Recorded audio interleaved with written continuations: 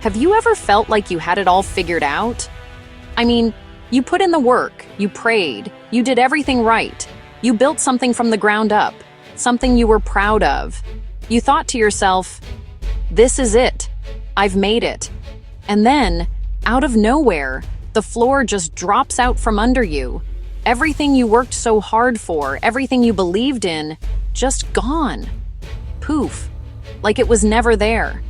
It's a pain that hits you deep in your soul. It's the kind of failure that makes you question everything you thought you knew about yourself. It tells you that you ain't good enough, that you ain't smart enough, that you ain't never gonna make it. That's a lie from the pit of hell, but when you're down, it sounds like the gospel truth. That's exactly where a young man named David found himself. This fellow was a go-getter, you hear me? He had that fire in his belly. He started his own business right out of college, a little graphic design company. He worked day and night, fueled by coffee and dreams. He poured every last drop of his energy, his time, and his money into that business. And for a while, man, it was beautiful to watch. His company was growing. He was hiring people, helping them feed their families. He was making a name for himself. He was the guy everyone looked at and said, now that's how you do it. He was living the dream, his dream, and he thought it was gonna last forever. But here's something you gotta understand about life. Effort doesn't always protect you from failure. Just because you're a good person and you work hard doesn't mean you're immune to bad luck or bad people. David made a few wrong moves, trusted a few folks he shouldn't have, a big client pulled out, a partner betrayed him, and a couple of risky decisions backfired all at once. It was a perfect storm of disaster. One day he was the boss, signing checks and making plans for the future. The next day, he was signing bankruptcy papers, watching movers pack up his office. The dream had turned into a nightmare right before his eyes. He lost everything. The silence after the storm was the worst part. The phone stopped ringing. The emails stopped coming. The purpose that got him out of bed every morning was just gone. David felt like a complete and total failure. He had given it his all, and his all wasn't enough. The weight of that shame was crushing. It felt like he was walking around with a big sign on his back that said loser. He had climbed so high, and the fall was so public and so painful. He didn't just lose a business. He felt like he had lost himself. He was standing in the rubble of his life with no idea how to even begin to clean up the mess. Now, when you lose something that meant the world to you, it's hard to let it go. It's like a phantom limb. You can still feel it even though it ain't there anymore. That's what was happening to David. He couldn't accept that his business was gone for good. His mind kept telling him, it's over, but his heart refused to listen. So, what did he do? He started haunting his own past. Every single morning, he would get up, get dressed like he was going to work, and walk to his old office building. He wouldn't go inside, of course. He couldn't. There was a new company name on the door. He'd just stand across the street, staring at the window that used to be his. He would stand there for hours, just watching. He'd see people going in and out, living their lives, chasing their own dreams in the very space where his had died. He would replay every memory in his head. He remembered the late nights drawing up designs, the excitement of landing his first big contract, the laughter he shared with his team. He could almost smell the stale coffee and hear the hum of the computers. He was like a ghost, tied to the place where his life had been. He was convinced that if he just stood there long enough, if he just thought about it hard enough, he could somehow rewind time and fix what went wrong. His days became a loop of painful memories. After staring at the building, he'd walk the same route he used to take to his favorite lunch spot, but he wouldn't go in. He'd sit on a bench in the park where he used to brainstorm ideas. He was living in a museum of his own failure, and he was the only visitor. His friends would call, but he'd ignore them. What could he say? He was too ashamed to admit how lost he was. He didn't want their pity. He didn't want to hear them say, "You'll bounce back." He didn't feel like bouncing back. He felt like lying on the ground forever. He was clinging to the past because the future was just a big, scary, empty space. The past, even with all its pain, was familiar. He knew the script. He knew every mistake, every wrong turn. He thought that by reliving it, he was staying in control. But he wasn't in control at all. The past was controlling him. It had its hooks in him deep, and it was dragging him down further and further every single day. He was stuck, and he didn't even realize that he was the one holding the key to his own prison cell. He was holding on to something that was already broken, and it was cutting him to pieces. Living in the past does something terrible to your mind. It puts you in what I call the what-if zone. And let me tell you, that is a dangerous neighborhood to live in. David had built a permanent home there. His mind was a non-stop carousel of regret. What if I hadn't trusted that partner? What if I had been more careful with the finances? What if I hadn't taken that risky client? These questions played on a loop, from the moment he woke up to the moment he fell into a restless sleep. He tortured himself with a million different scenarios where he came out a winner, but none of them were real. The emotional toll was brutal. He started seeing judgment in everyone's eyes, even strangers. When he'd walk down the street, he felt like people were whispering about him, pointing at him, the guy who had it all and blew it. He started avoiding places where he might run into old colleagues or friends. The grocery store became a minefield. He'd duck down an aisle if he saw a familiar face. He was isolating himself, building walls around his heart because he couldn't bear the thought of anyone seeing his shame. The loneliness was eating him alive, but it felt safer than facing the world. This what-if thinking paralyzed him. He couldn't think about the future because he was too busy trying to edit the past. A friend suggested he update his resume.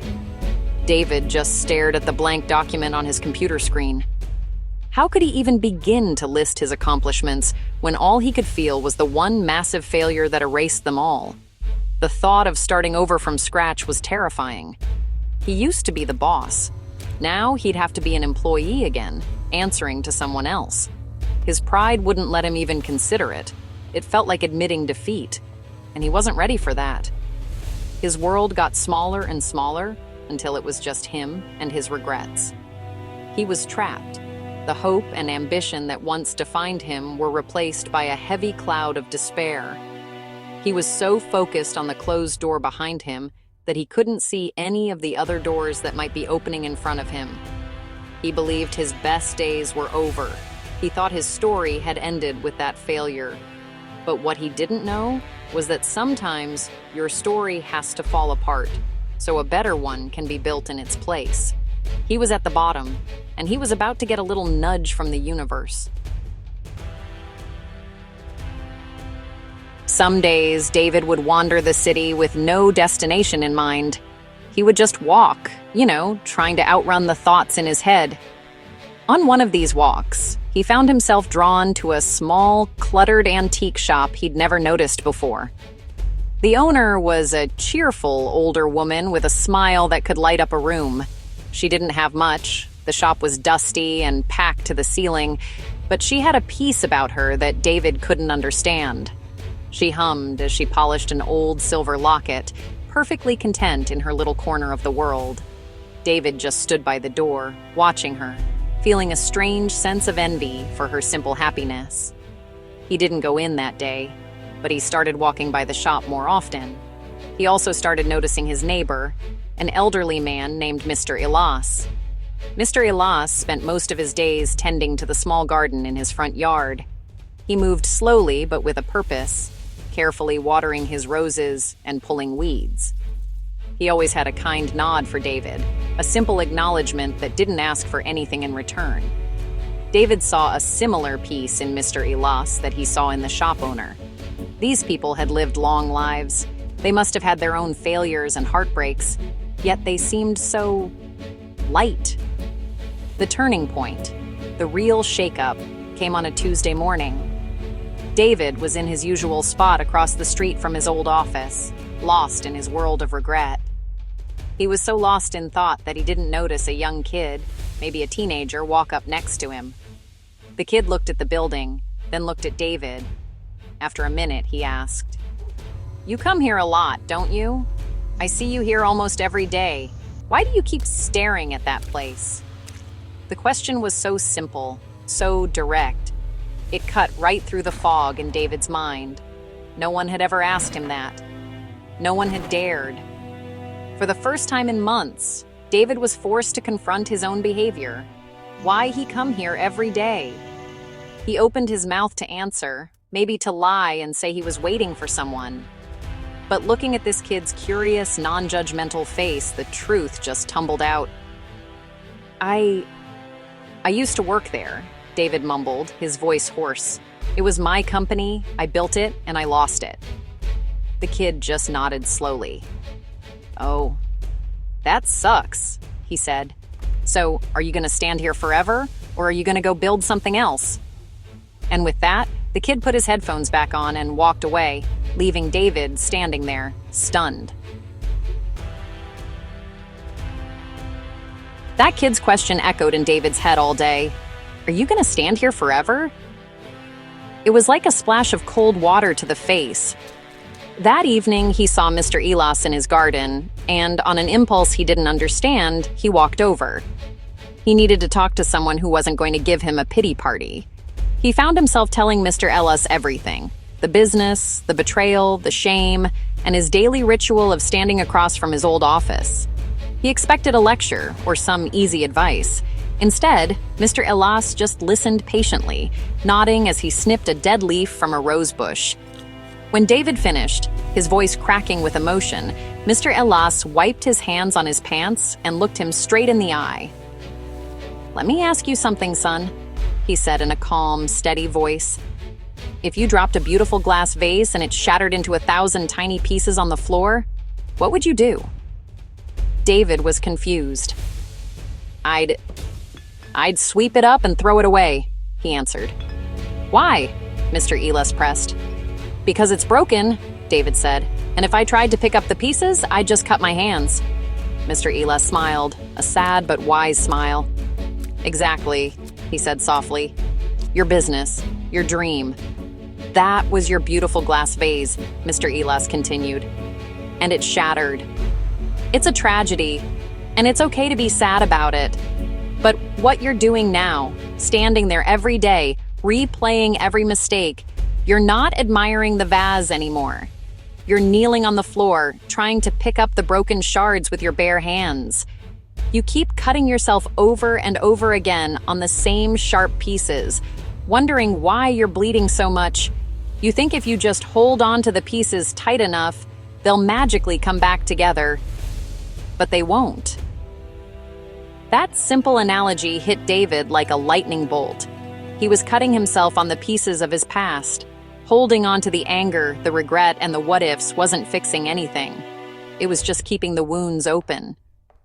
Mr. Elas put a gentle hand on his shoulder. "Letting go doesn't mean you're forgetting," he said. "It means you've decided to stop bleeding. It means you're sweeping up the broken glass so you can walk across the floor again without getting hurt. Healing begins the moment you accept that it's broken, and you give yourself permission to move on." David stood there, tears welling in his eyes, as the truth of those words washed over him. Mr. Elas's words were the key, but it was still up to David to turn it in the lock. It wasn't easy. The habit of looking back was strong. The next morning, his feet automatically started walking toward the old office building. But this time, he stopped himself. He stood at the corner, looked down the familiar street, and then he made a choice. He turned around and walked in the opposite direction. It was a small act, but it felt monumental. It was the first step on a new path. He didn't know where he was going, but for the first time in a long time, he knew he was moving forward. He started taking more small steps. He finally opened that blank document for his resume. He didn't try to write the whole thing at once. He just wrote his name. The next day, he added his contact information. The day after that, he listed one of his skills.